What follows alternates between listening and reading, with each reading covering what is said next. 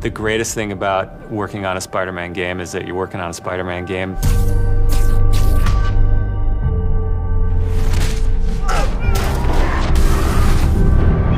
The hardest thing is that it's a Spider-Man game. We really care about storytelling here at Insomniac.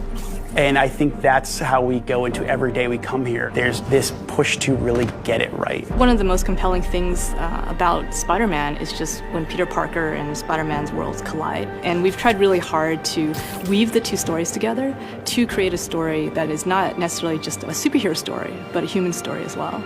So this Spider-Man is a little different. He's older, he's 23, so he's been Spider-Man for 8 years, and kind of like an athlete in the prime of his career, he's starting to get good at the Spider-Man thing. The nice thing about playing an experienced Spider-Man is that he's already familiar with his powers, right? He's not just discovering them. We always think of Spider-Man as, we call him, the acrobatic improviser. He's looking for not only how he can take advantage of the way the enemies are positioned, but what around him. Could he use this object to grab with his webs and throw it at an enemy? We want people to not only see the enemies in front of them, but the environment around, to take advantage of both of them. He also knows that the criminals out in the city know how he works as well, so he's got to mix it up. So even though he is more experienced, the challenges are going to be bigger than he's ever faced before. Spider-Man has a rich history of having great stories. The core of our story is this duality between being Peter Parker and being Spider-Man. What's cool about Mr. Negative is that he also has a duality. He's got his positive side as Martin Lee, who runs the homeless shelters in the city, but he also has his negative side.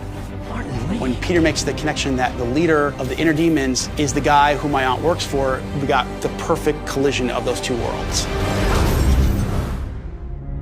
So many people have their own vision of what Spider-Man should look like, what he should sound like, and in the end, we just have to put a new and fresh twist on who he is. And for us, it's really, really important to deliver those big spectacle moments, those near impossible scenarios that only someone like Spider-Man can survive, and put you in that action. You got this, you got this, you got this! We understand what this character means to people in here, and we're making this game with a lot of heart, and we're going to do whatever it takes to give people the ultimate Spider-Man experience, the game that they've been waiting for.